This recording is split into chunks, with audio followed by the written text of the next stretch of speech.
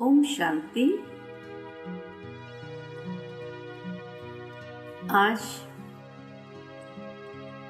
आध्यात्मिकता का प्रथम सत्र, स्वयं की पहचान। आइए खुद का खुद से परिचय करें।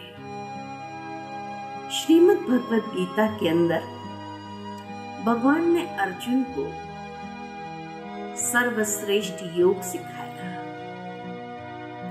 जहां हर अध्याय योग है। योग को आज मनुष्य ने बहुत स्थूलता में ले लिया है या बाह्य स्वरूप से उसको अपना लिया है, लेकिन वास्तव में योग का संबंध आंतरिक चेतना के साथ है। उस चेतना को जागृत करने के लिए स्वयं को जानना अति आवश्यक है। बाह्य स्वरूप से व्यक्ति अपने आप को बहुत अच्छे से जानता है, लेकिन उसके बावजूद भी ये प्रश्न है, know thyself, realise thyself, कि व्यक्ति की वास्तविकता क्या है। ये बाह्य परिचय मिलने से पहले भी हम थे, तो वो कौन सी शक्ति है?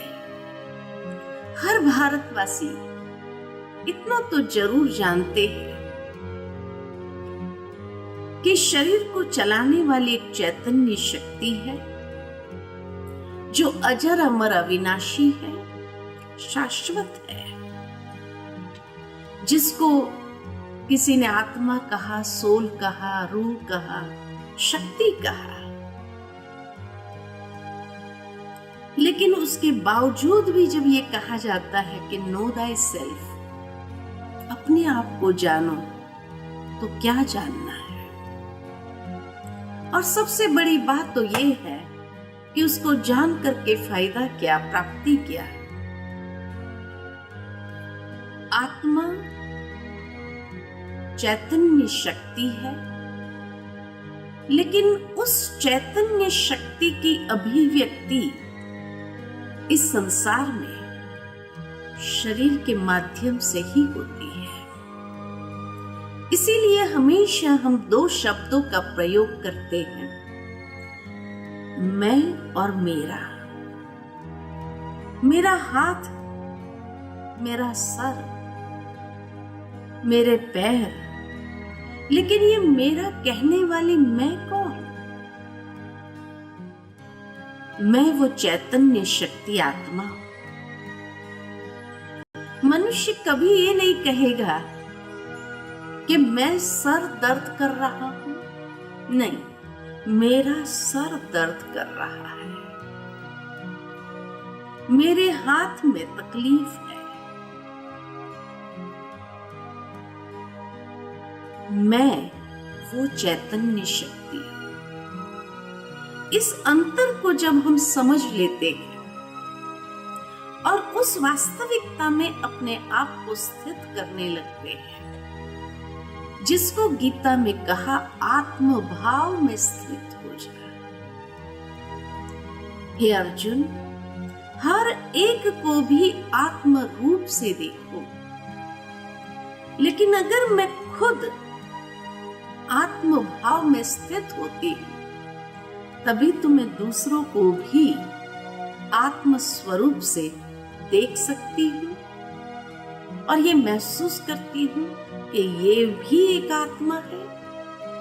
तो अनेक प्रकार के ऊंच नीच, काले गोरे का भाव जो है वो समाप्त हो जाता है, क्योंकि मेरे दृष्टि में परिवर्तन आ जाता कि ये भी एक आत्मा है।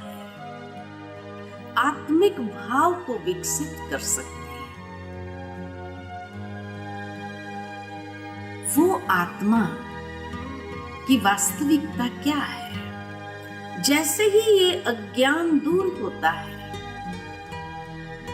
कि जहां मनुष्य ने अपने आप को शरीर से आइडेंटिफाई करना आरंभ कर दिया, अपने आप को शरीर ही समझने लगा, तो अनेक प्रकार के भेदभाव को उत्पन्न कर दिया और तब हम एक दूसरे को सह नहीं पाते हैं, एक दूसरे के साथ अपने संस्कारों को मिला नहीं सकते हैं, चल नहीं पाते हैं और अनेक परेशानियों को जीवन के अंदर उत्पन्न कर लेते हैं।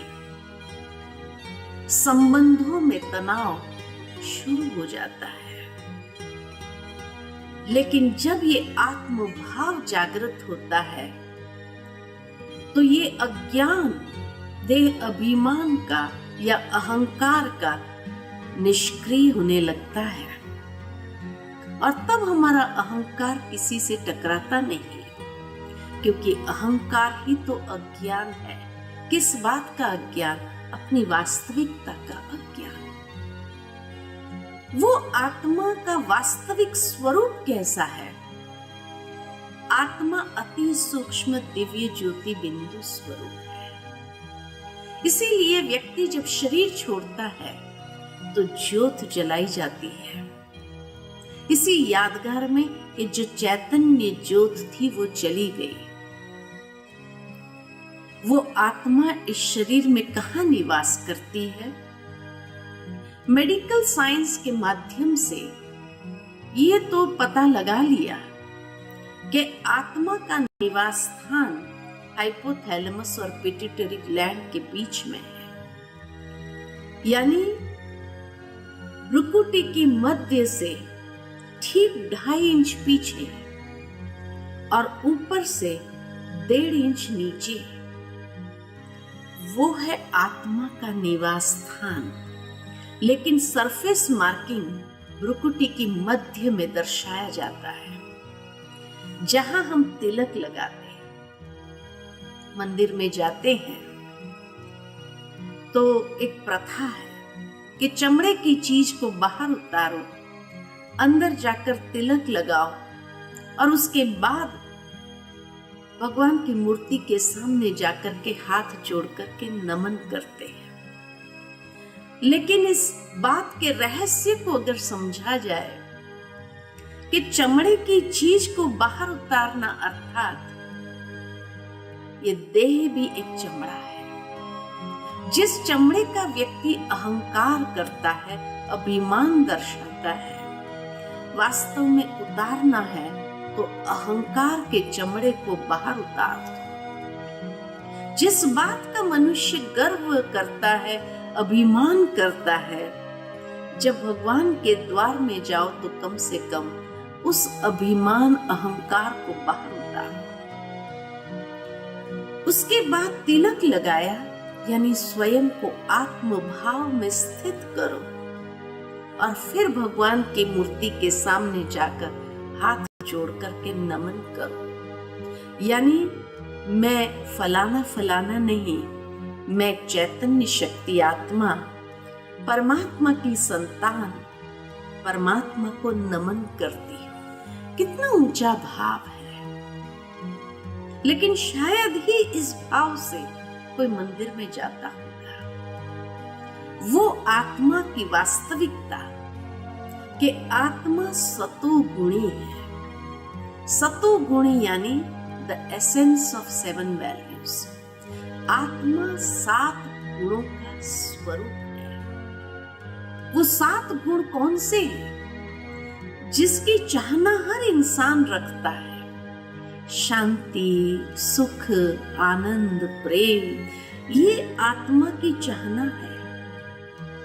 लेकिन वास्तव में ये हमारी वास्तविकता है, इसीलिए हमारी चाहना है। जिस तरह हर चीज का अपना एक गुण धर्म है।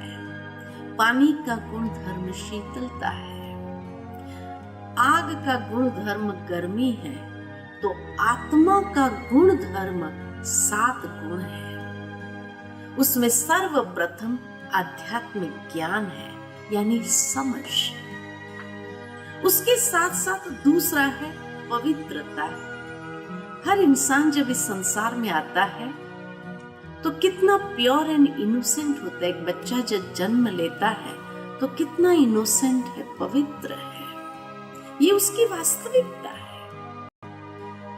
जहां समझ है, पवित्र भावनाएं हैं, उसी संबंध में प्रेम पनप सकता है। तो तीसरा गुण आत्मा का प्रेम स्वरूप है।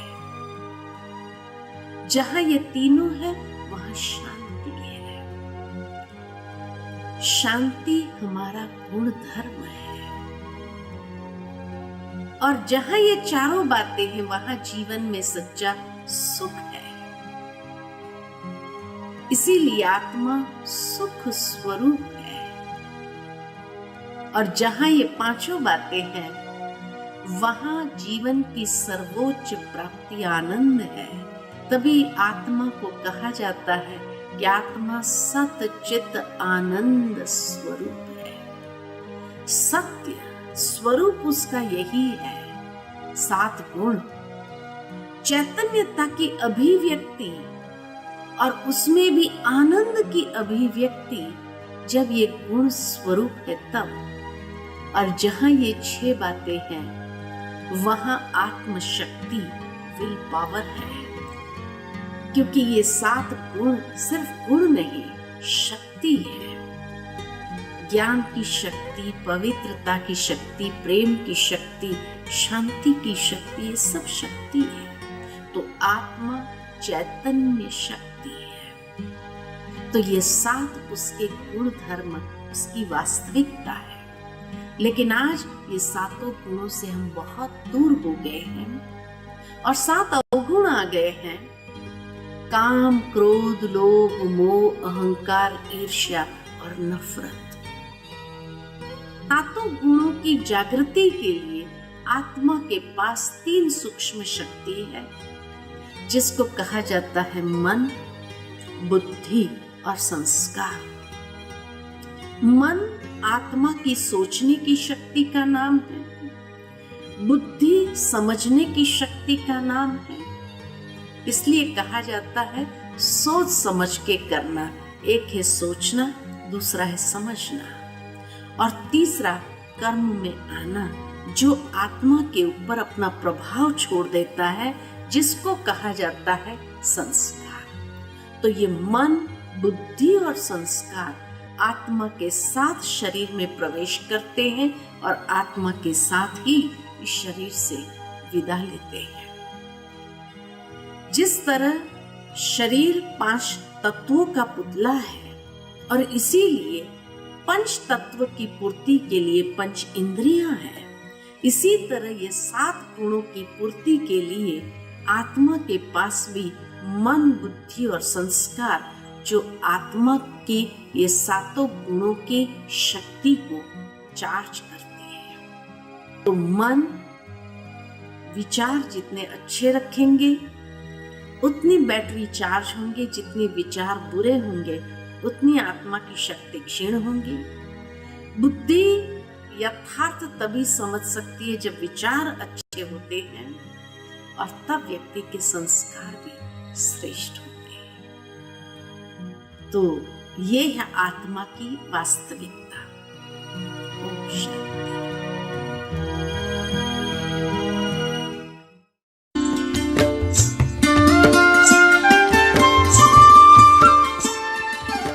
लेकिन ओरिजिनली आत्मा कहां से आई? जो कहते जहां से आए वहां जाना है, कहां से आए और कहां जाना है? 3 लोक है ये। जहां नीचे है साकारी मनुष्य लोक, जो 5 तत्वों की दुनिया है। इस लोक से ऊपर एक और लोक है जिसको कहते सूक्ष्म देव लोक, कि जहां पर सूक्ष्म देवताएं निवास करते हैं। और उससे ऊपर एक और लोक है जिसको कहते परलोक, जिसको अनेक धर्मों में अनेक नामों से जाना गया है। किसी ने उसको परम धाम कहा, किसी ने उसको शांति धाम कहा, जो शांति का धाम है। किसी ने उसको सचखंड कहा, किसी ने उसको रूहानी दुनिया कहा, किसी ने उसको सातवां आसमान कहा, 5 तत्व, छठा सूक्ष्म लोक, सातवां आसमान। किसी ने उसको मोक्ष धाम कहा, जहां आत्मा अपने मुक्त स्वरूप में निवास करती है, परमात्मा भी जहां मुक्त स्वरूप में निवास करते हैं। किसी ने उसको अखंड ज्योति का ब्रह्म महतत्व कहा। ब्रह्म महतत्व, 5 तत्व की दुनिया से पार एक छठा महान तत्व है जो दिव्य ज्योति का तत्व है। ऐसे अनेक नाम हैं, लेकिन हम उसको कहते हैं अपना प्यारा घर, क्योंकि घर ऐसा स्थान है जहां व्यक्ति का विशेष लगाव होता है।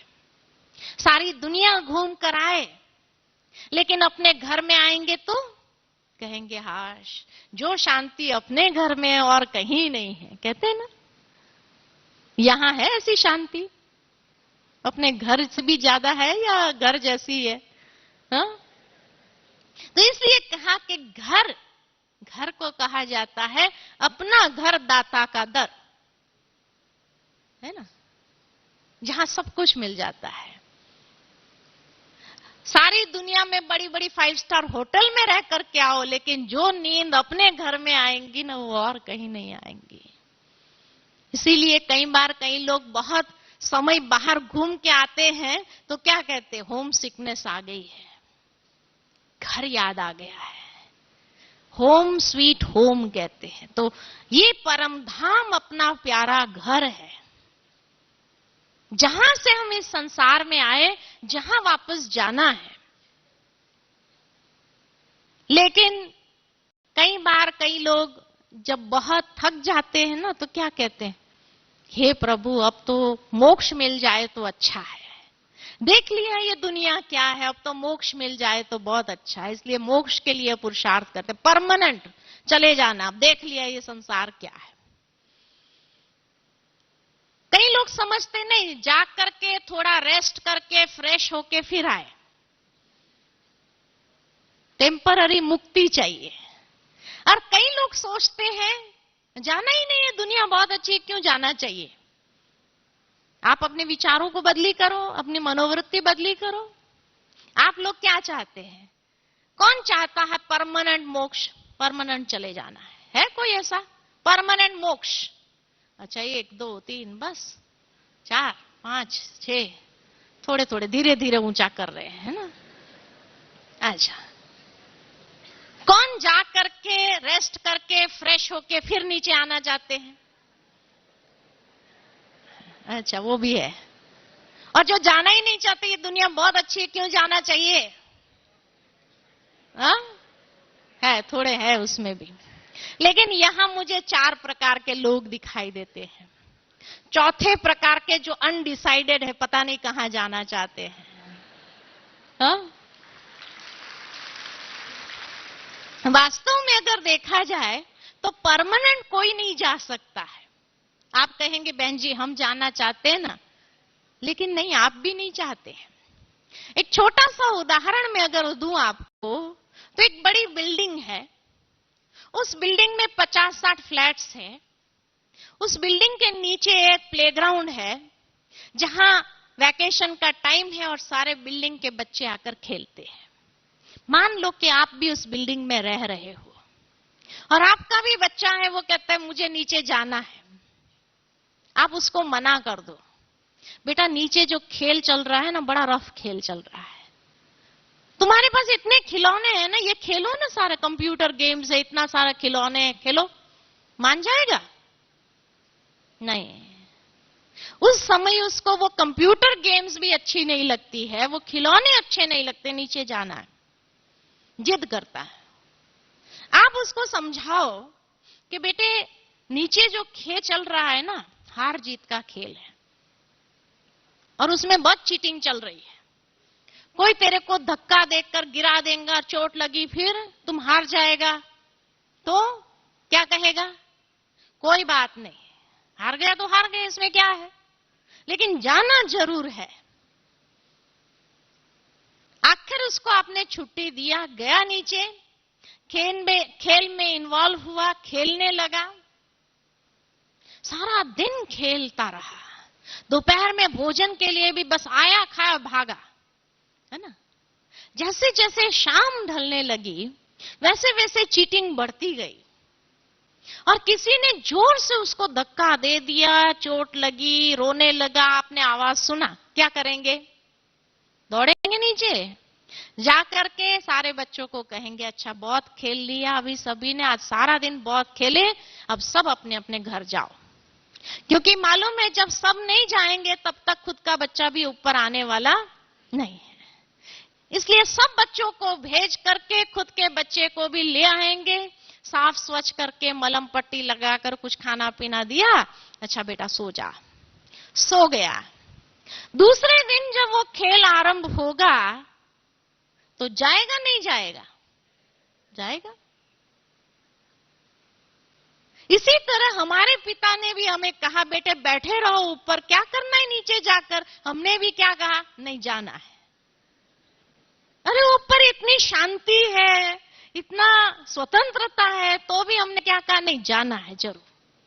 हमको समझाया गया नीचे का जो खेल चल रहा है ना बड़ा रफ खेल है, कोई धोखा देगा, धक्का देगा, चोटें देगा, दिल की चोटें देगा, हाँ क्या करोगे फिर? कोई बात नहीं, हमने भी यही कहा।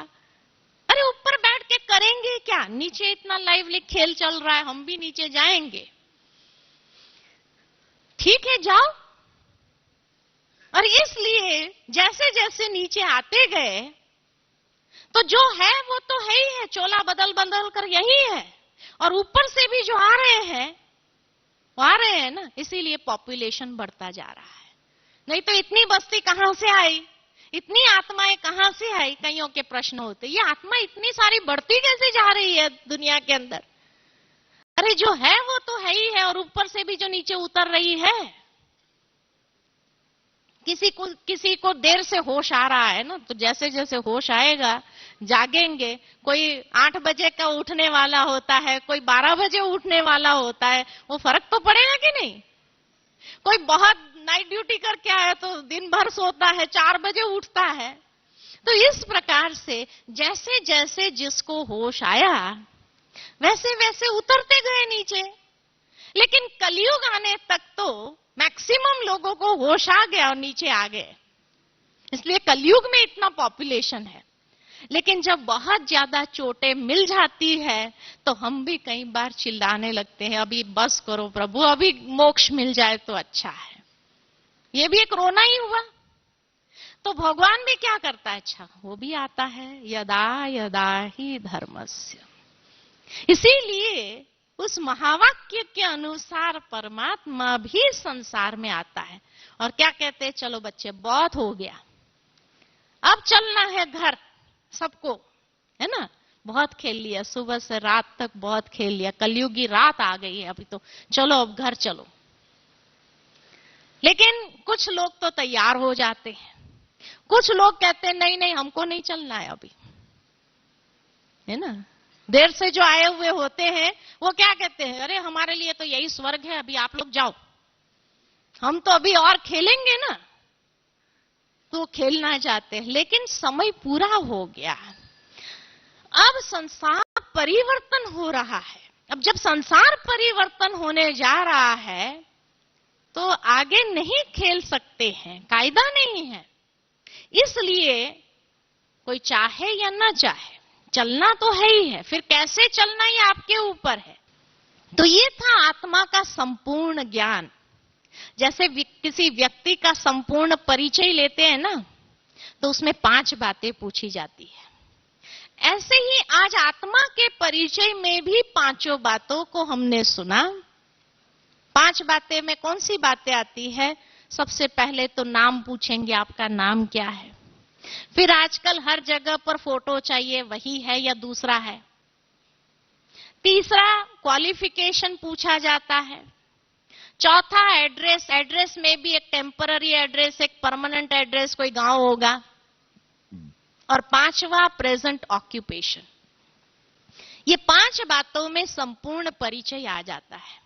ऐसे ही आज आत्मा के परिचय में भी पांचों बातों को देखा कि जिस चैतन्य शक्ति का नाम है, आत्मा कहो, रूह कहो, शक्ति कहो, सोल कहो, जो भी कहो, एनर्जी कहो, उसी आत्म शक्ति के लिए कहा गया, आत्मा के लिए कहा गया, जिसका स्वरूप है अति सूक्ष्म दिव्य ज्योति प्रकाश पुंज नूर स्वरूप है, ज्योति स्वरूप। इसीलिए व्यक्ति शरीर छोड़ता है तो ज्योत जलाई जाती है कि जो चैतन्य ज्योत थी वो चली गई, उसकी यादगार में वो ज्योत जलाई गई। तीसरा क्वालिफिकेशन है 7 गुण, ज्ञान, पवित्रता, प्रेम, शांति, सुख, आनंद और शक्ति। ये उसके क्वालिफिकेशन है। एड्रेस है टेम्पररी एड्रेस ब्रुकुटी के मध्य में, और परमानेंट एड्रेस परम धाम, शांति धाम, जहां से आए हैं। और क्यों आए हैं संसार के अंदर? तो 7 गुणों के आधार पर जीवन जीने के लिए आए हैं। ये 7 गुणों में भी इतनी शक्ति है, आत्मा में जो क्षमता है, तो उस क्षमता का प्रत्यक्ष करने के लिए, उस क्षमता को कार्यान्वित करने के लिए उसको स्पेस तो चाहिए। इसीलिए ये संसार में हम आए, ताकि उसके आधार पर हम अपना जीवन बनाएं। लेकिन अफसोस कि मनुष्य अपने उस उद्देश्य को भूल गया और अवगुणों के आधार पर जीवन जीने की शैली बना दी।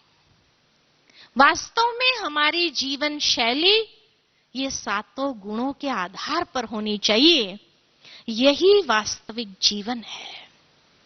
तो ये है आत्मा के इस संसार में आने का उद्देश्य।